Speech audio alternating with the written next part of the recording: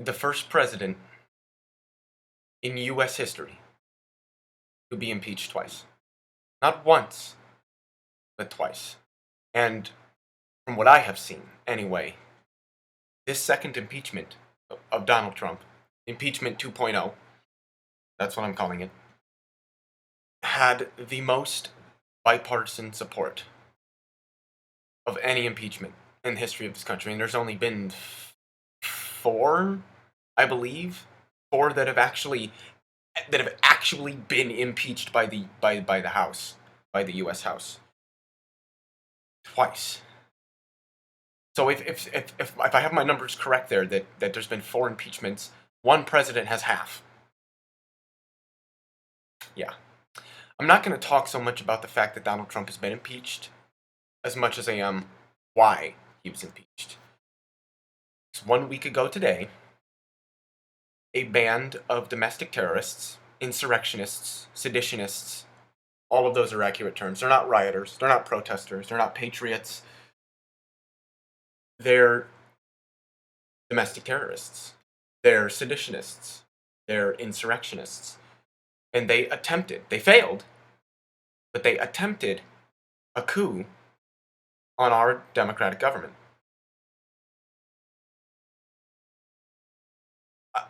Honestly, I have seen from even quite a few people on the right, even people that support Donald Trump, that have said that what has happened was horrible and shouldn't have happened. But this is what happens when you have such a divisive and hate-mongering and fear-mongering president like Donald Trump.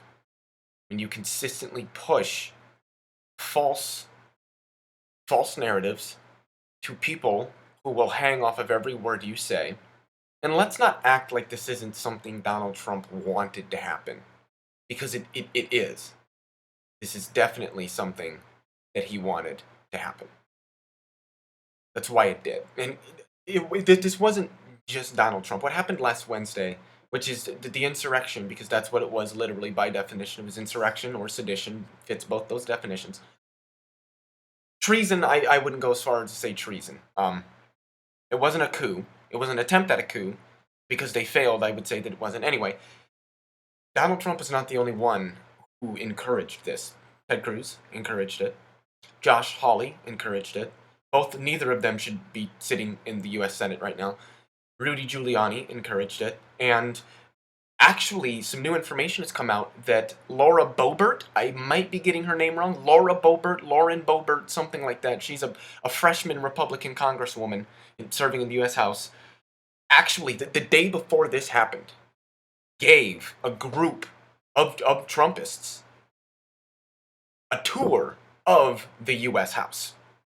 This is also the same U.S. congresswoman who was, I believe it was her, was live tweeting, not live tweeting, maybe it was live tweeting, was posting on social media live, or posting somewhere, it might have been Parler, I can't remember where, but she was posting somewhere live where all of the congresspeople and the senators were being held at. I don't really want to word it that way because it makes it seem like somebody was holding them there, but where they were sheltering at, I guess is the proper term. She was actively posting that information for the Trumpists to figure out.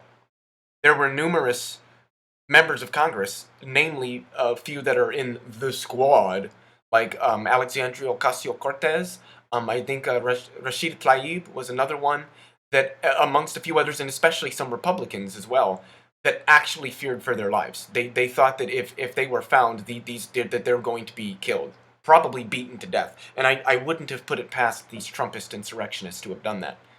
This is what happened last Wednesday in the United States of America by staunch evangelical conservatives.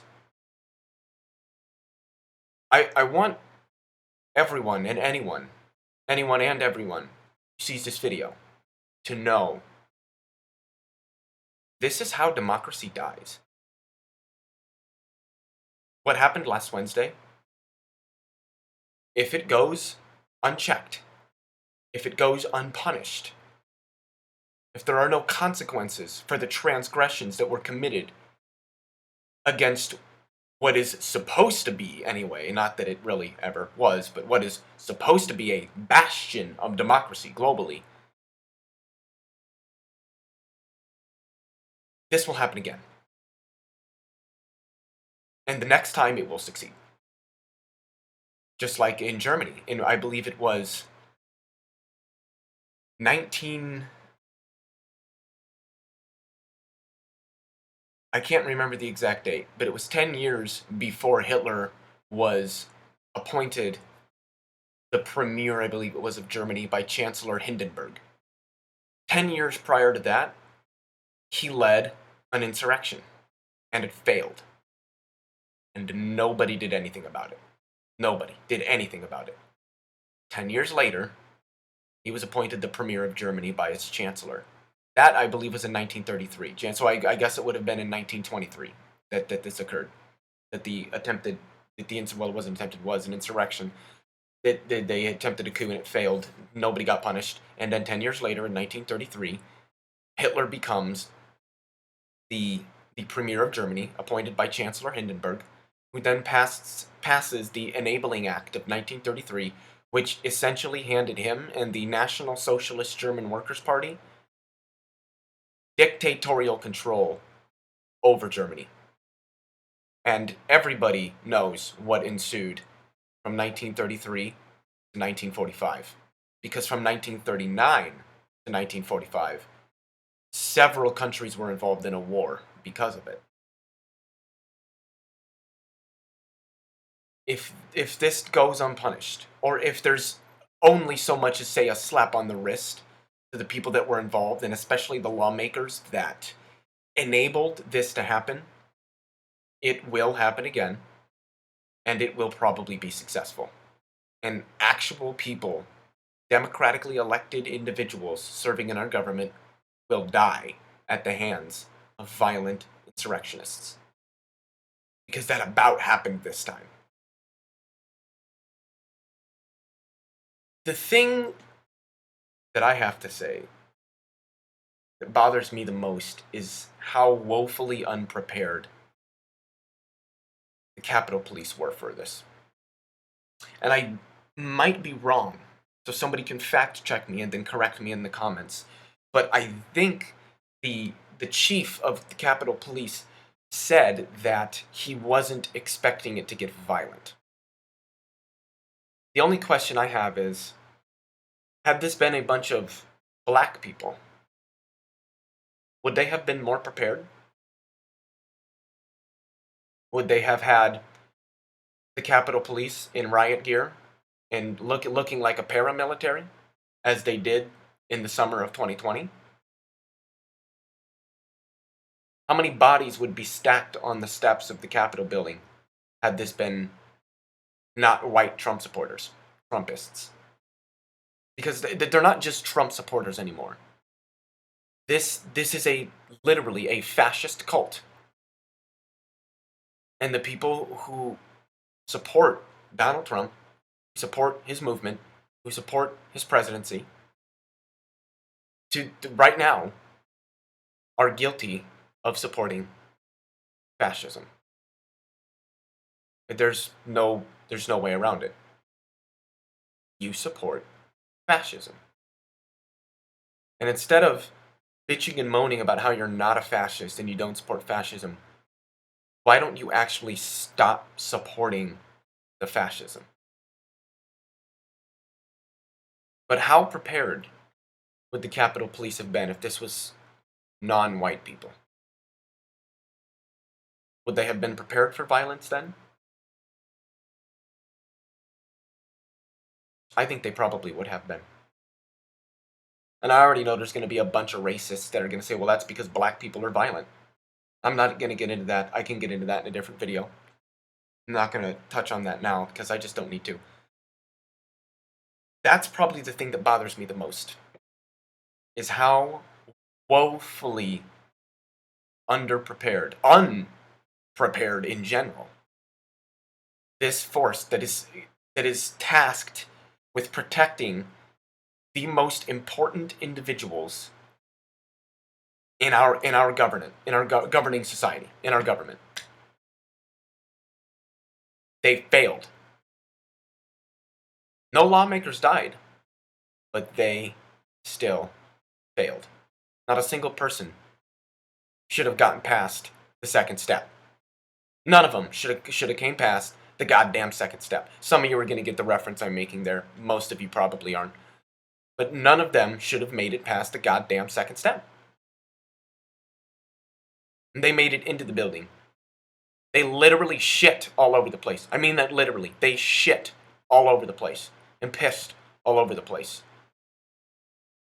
And the most striking thing about it is, we all know that the people that engaged in this insurrection, these seditionists, these fascist, Trumpist, domestic terrorists, are the ones that have been screaming for the last 5-6 years about how, well, kneeling for the flag is disrespecting the flag, it's disrespecting the people who defended that flag, and it's disrespecting what that flag stands for.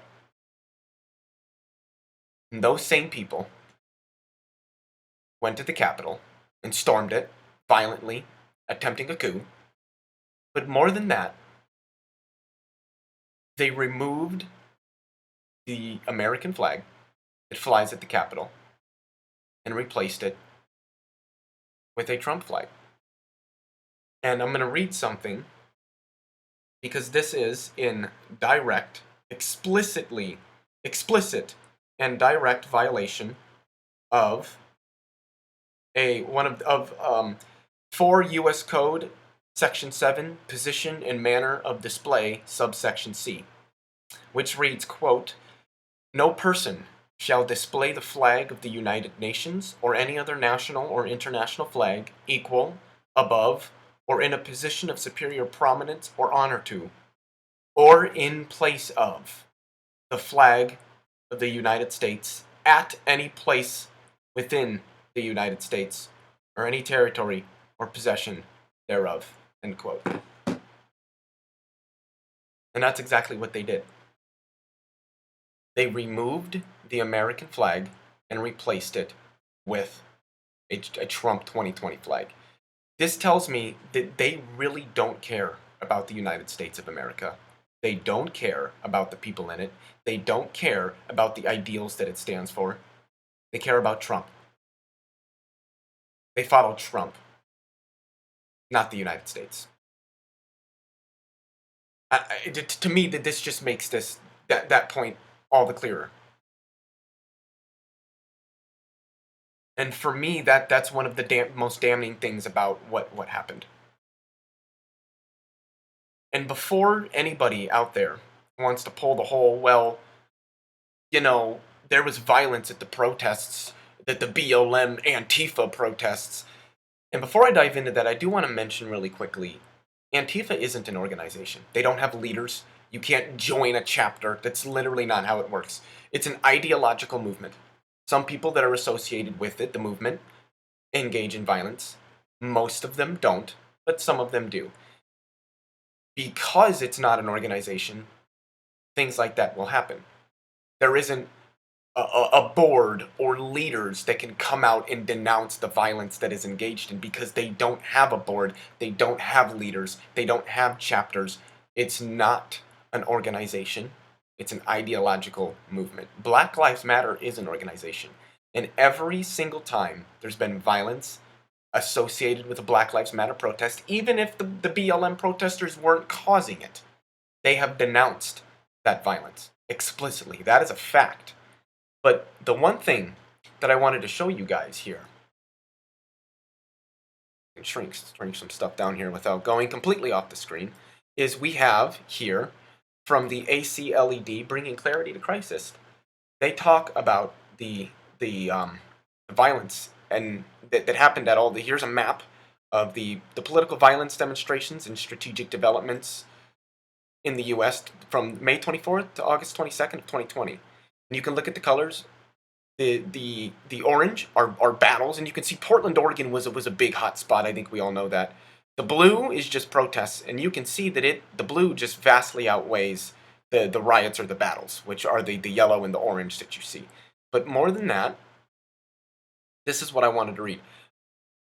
While the US has long been home to a vibrant protest environment, and it has because, our First Amendment rights, it's something I think we all cherish, regardless of your political beliefs, demonstrations surged to new levels in 2020. Between the 24th of May and the 22nd of August, ACLED records more than 10,600 demonstration events across the country. Over 10,100 of these, or nearly 95%, involved peaceful protesters. Fewer than 570, or approximately 5%, involved demonstrators engaging in violence. Well over 80% of the demonstrations are collected to the Black Lives Matter movement or the COVID-19 pandemic.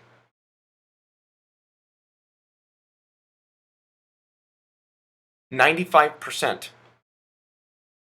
95%. The overwhelmingly vast majority of these protests were peaceful.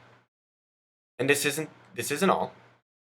From Carnegie Mellon University, they also talk about police violence and data, the Black Lives Matter movement.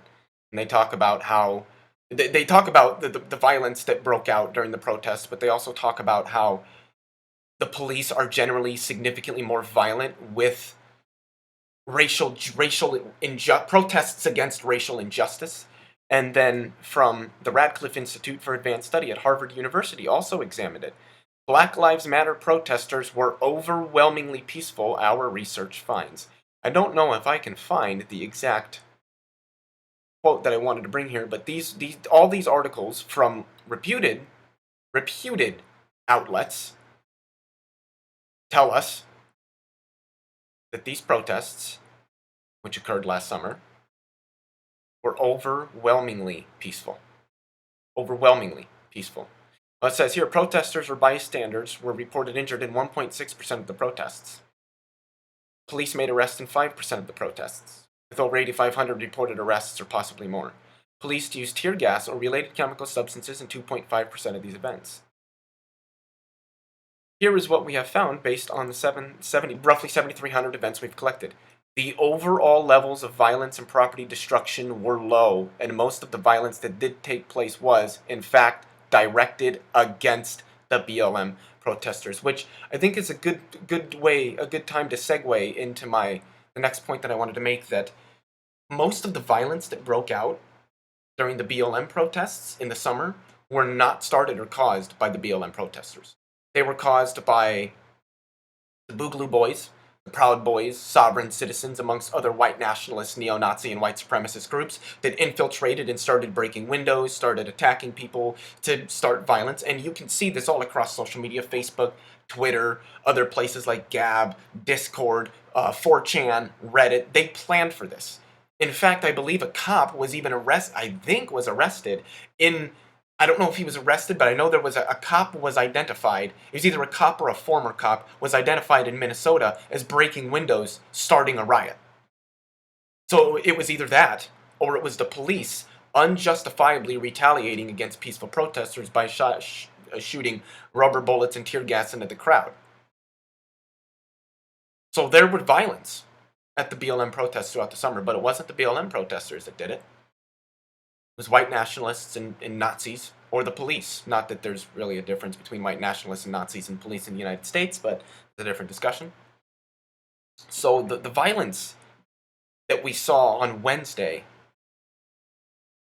is a part of a trend that even the FBI has identified. Not to mention organizations like the SPLC, the Southern Poverty Law Center.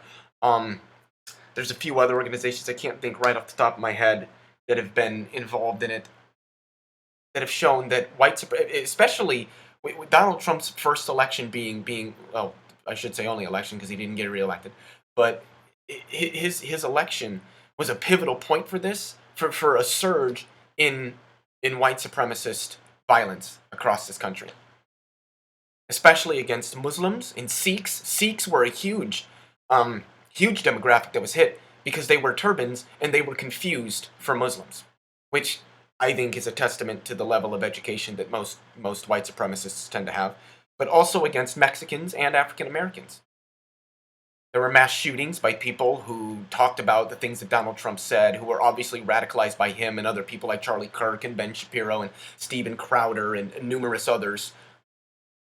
There were people that were either attempting to bomb or shoot up Planned Parenthood clinics because they think that Planned Parenthood just murders a bunch of babies, when you can look at Planned Parenthood's records and see that I think it's roughly 3% of the services they provide are for abortions. What happened last Wednesday? Like I said earlier, if it can either be the end of this if we acknowledge what happened and call it what it is, and we take action and demand and give consequences for the transgressions that took place, or we can do none of that. Try to unify. I don't know. I don't want to unify with fascists. I don't know about you guys. I don't really want to unify with fascists. I'd just rather see them in jail. We can do nothing. And this will be the beginning of something much, much worse that will come down the road. Donald Trump being impeached twice isn't going to stop anything.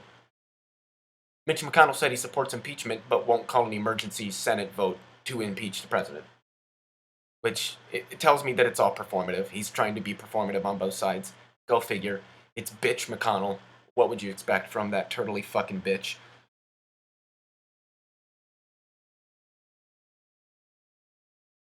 Biden and Harris have an opportunity to do something grand. And that is acknowledge the severity of white supremacist violence, the vocality of the movement, because this movement isn't large. Roughly 15 to 20% of the people in this country support Donald Trump. The problem is they're very, very vocal and active. That's the problem. And it makes a movement look larger and more intimidating than what it is. This is not a popular movement. But we have an opportunity to acknowledge what the problem is, and we have an opportunity to ensure that it doesn't happen again. Because if action is not taken,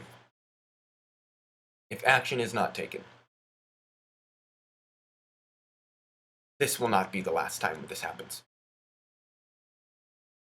I'm somewhat nervous for what's going to happen on the day of Biden's inauguration on the 20th. I would at least hope, I would expect that the National Guard is preparing themselves for something to happen. I can't say for sure whether anything will or whether they're preparing. Apparently it's been said that the presence of the National Guard is going to be heavy in Washington, D.C. until after the inauguration. But the point that I want to drive home, without being too repetitive, is we can acknowledge what has happened. We can acknowledge the problem that we face with white supremacy and white nationalism in this country. We can work to address it, to educate or re-educate people on it so that they know what it is, they know how to identify it. We can punish those who engage in severe transgressions, and we can prevent this from happening. And this will be the first and the last time. Well, not really the first, but this will be the last time that this happens. Or we can do nothing. We can brush it off our shoulders like, it's over now. And this will only be the first time. And much more and much severe will come. In short, we can do this the easy way, or we can do this the hard way. The choice is ours.